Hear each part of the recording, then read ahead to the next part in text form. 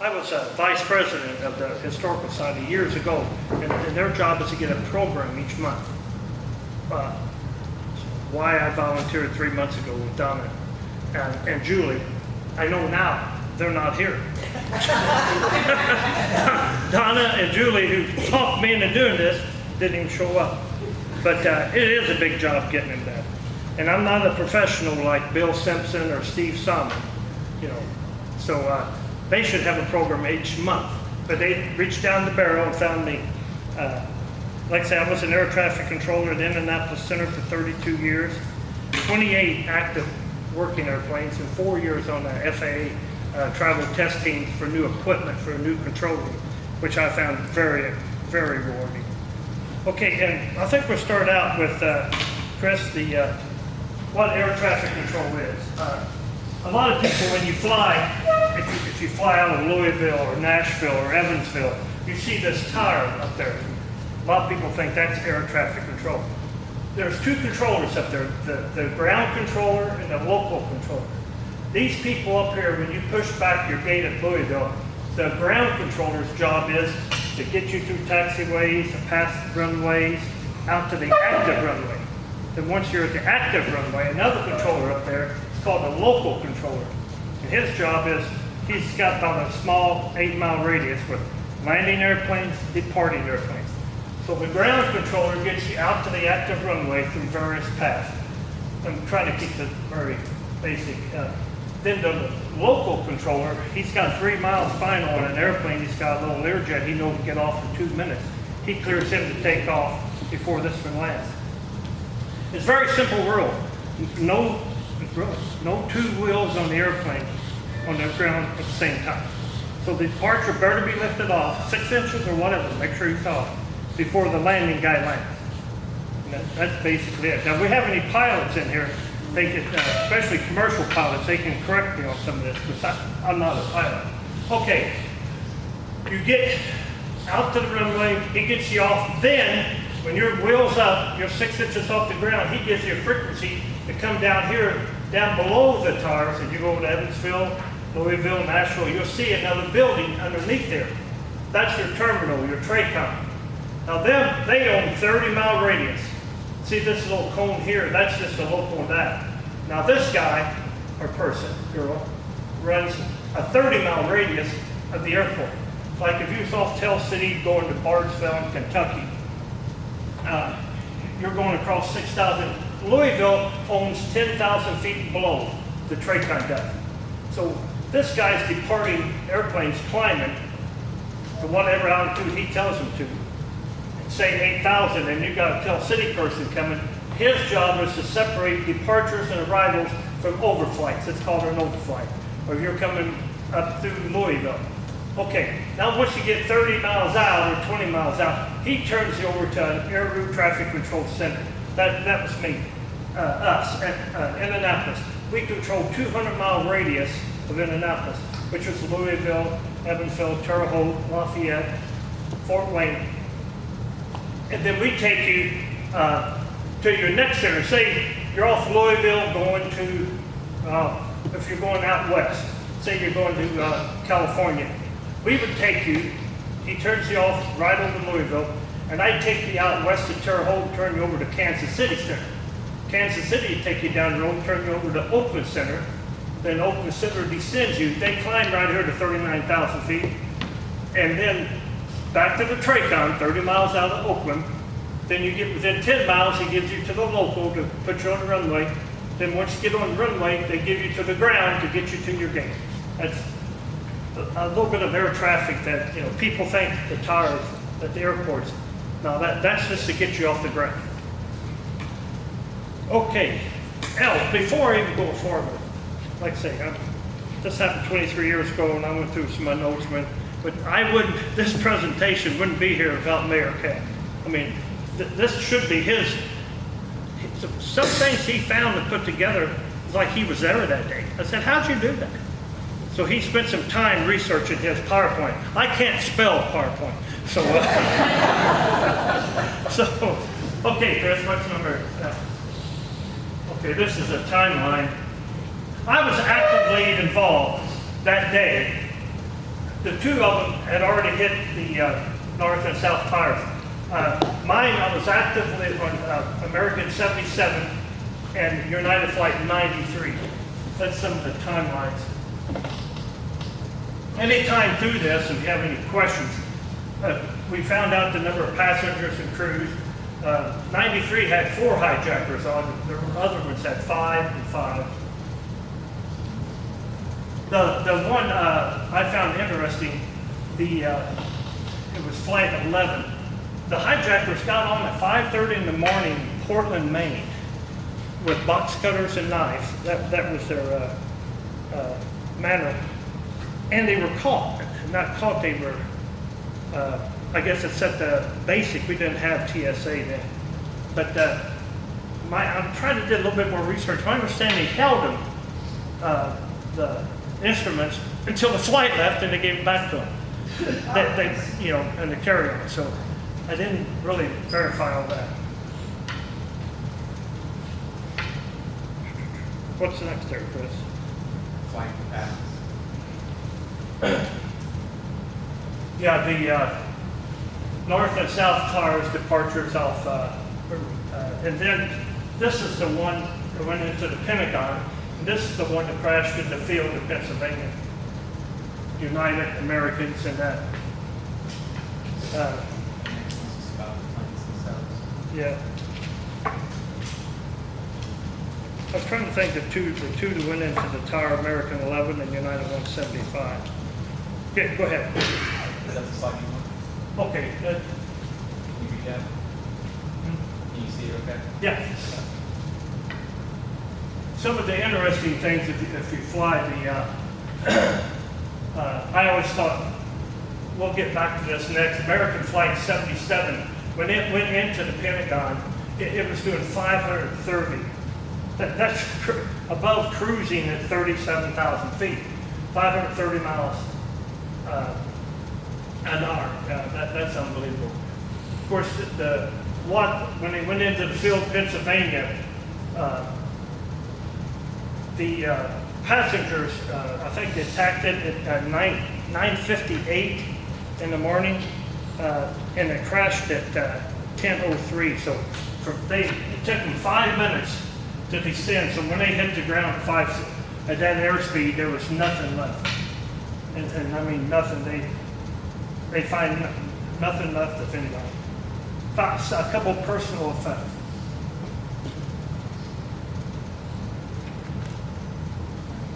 And this one here, 99% of the people got out below the 91st floor. The firemen and all that above the 94. And Chris said 110 floors. So everybody above that was trapped on that. The north tower.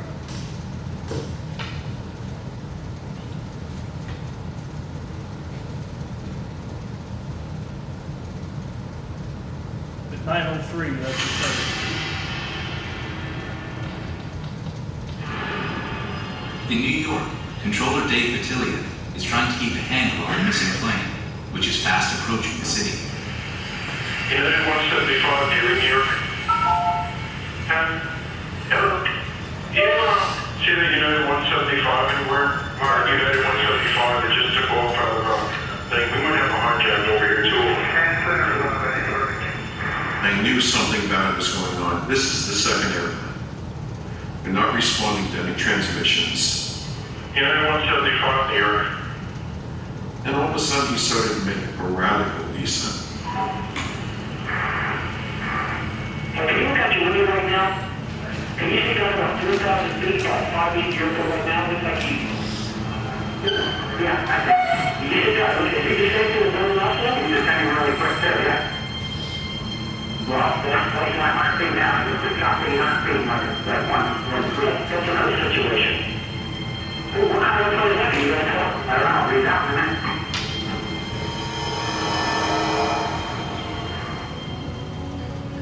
As he got down to around 2,000, he says, "Oh my God, he's in the ground on the next hit." And then somebody yelled out, "Oh my God, that's the Trade Center right there."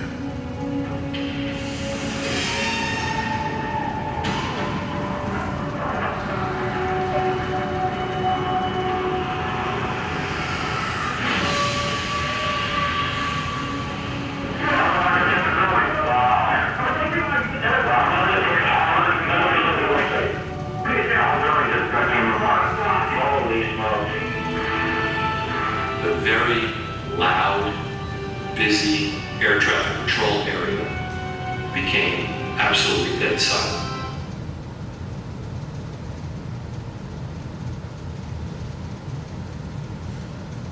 That was go to the next one, Chris.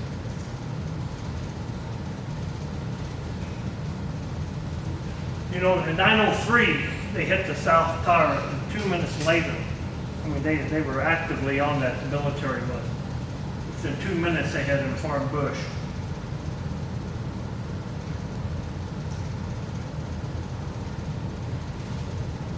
Okay.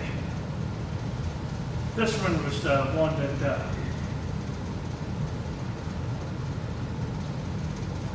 I was very involved in. We worked 200-mile radius. I was in traffic management. My job was to control flights in and out, all the major airports, East Coast, O'Hare, St. Louis. That was my job that day. When Beckley, West Virginia, my friend Joe Weiser was working American 77. And what they did, these pilots were trained to fly level flight. They weren't really licensed a lot of them. They had very few landings and takeoffs. They knew how to fly straight and level. But every aircraft in the air traffic control system has a transponder. It's a digital 4-digit, that's how we track airplanes. Well, American 77 turned his off, his transponder. So we have digital surface radars looking. And when Joe lost him, told the supervisor, we all went out there. Instantly we go to World War II radar, primary skin paint, and you hope to see a little dot. But he was over Beckley, West Virginia, and what he did, we found out several hours later, he dove down into the mountains very low, turned his transponder off. So we're looking forward for a primary for this aircraft. But he turned it off, and then Chris will show this film here in a little bit. Not now. They picked him up again, and Dulles Tower did a primary. Controllers were very on top of it to see that. We couldn't see it. Another little bullet on that. Joe, when you have an incident, Joe was probably working 15 airplanes. I mean, jets flying 400 miles an hour, going different directions. So, he's trying to focus here, looking for a lost one. And he's still got a lot going on. So what happens when you have an incident, we relieve that person quickly. They slam 2 controllers in there, get him out, and we go on. But I remember Joe now. He never worked another airplane, took medical, and he died a year later. I mean, it was really, that hit us all hard. Okay.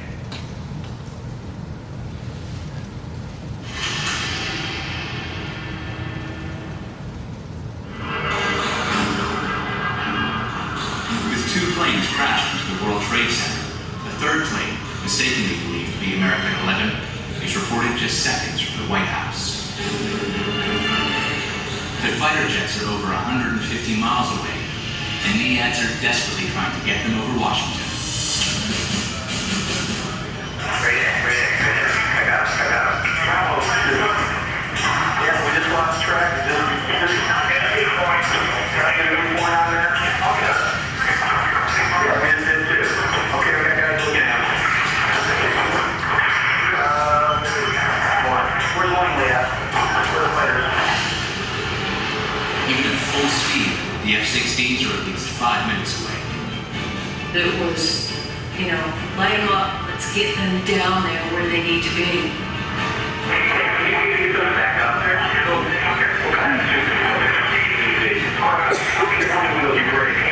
Major Civios, I don't care how many windows you break, go supersonic. 2 jets have already hit, 2 towers. The rules are out the window right now. We're getting there. But it was all too late.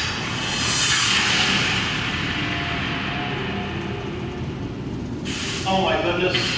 Oh my goodness. Live picture from Washington. There is smoke pouring out the Pentagon. The plane plane that smashed into the Pentagon wasn't the Phantom American 11, believed to be heading for the White House, but in fact the other missing plane, the American 77. Okay, that's for the White House, now they the Pentagon. I don't know where I'm going to get married. I was in Washington to go through. I called Washington and they didn't know what the hell was going on. It's showing on TV now. I don't know.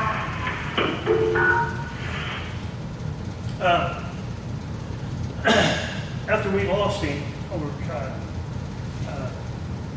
West Virginia, Beckley, West Virginia, we lost him. Washington picked him up briefly on the Dulles there. Going a little bit farther, them two jets that you saw off Langley, they were Air National Guard jets. One a female pilot, I forgot her name, and they were launched instantly within 5 minutes. The military, they tried to find them, but on that, they had no missiles. I don't know if you guys knew that or not. They launched them on a suicide mission. One was going to go in the cockpit, another was going to take the tail off. That plane was not to make it to Washington under any circumstances. But that's the suicide ones who went, but they couldn't catch him. We launched two off Patterson with missiles. My airspace ends up by Zanesville, Ohio, and we were going there. I was monitoring Cleveland. They had two coming down, so we were very narrowed in to get it. And their orders was to shoot it down. That plane was not to get to Washington. After it's all done, and the CIA and all that said, they were headed for their two terms with Washington, the White House, and the Capitol building. Now going back to this Pentagon, we talked about that for a long time. He was southwest of the Pentagon, about 5 miles, over 24,000 feet probably. 5 miles, it's just like that. We think, and everybody talks about it, he couldn't see the White House. It was probably 12 miles and a lot of buildings in the Capitol. So we talked about, we think he might have panicked. He could see the Pentagon. 5 miles, there's the Pentagon, I don't see Washington and Capitol. So he did a 330-degree turn, going 500 miles an hour. Well, that's, instant, and then he dove down. Well, like when he got down to 2,000 feet, they have some film on that later on. He really didn't have control. He was going 500 at 2,000, a little bit of, above some trees here. And we just think the Pentagon, after they did all the investigation, was never mentioned by any of the hijackers. That was their primary target. It was always the Capitol and the White House. These two airplanes. The other two did the World Trade Center.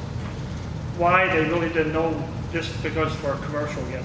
But anyhow, when that airplane did the dive, he lost control. It was too low, too fast, and they didn't know how to fly it. I mean, his wings, they got pictures of this, wings flapping. He hit light posts, he hit trees. He skidded into the Pentagon. He didn't fly into it. He hit it right above Arlington National Cemetery. 3 seconds sooner, he would have went right into Arlington National Cemetery. He hit trees in it, hit the sidewalk, skidded through the fence into the Pentagon. And they said at that speed, it took 0.8 of a second to go through 3 rows of the Pentagon. There's 5 circles of the Pentagon, and he went through 3 of them. Joyce and I was out there. I had to go out to the command center about 3 or 4 weeks later, and there was still smoke. They had bulldozers in there and was carrying the stuff away. But that's something they never did talk about, why he did the Pentagon. And I personally, I think he was just lucky. If we'd had a couple more seconds, he would have crashed in, well, that'd been horrible too, but he would have crashed into Arlington Cemetery.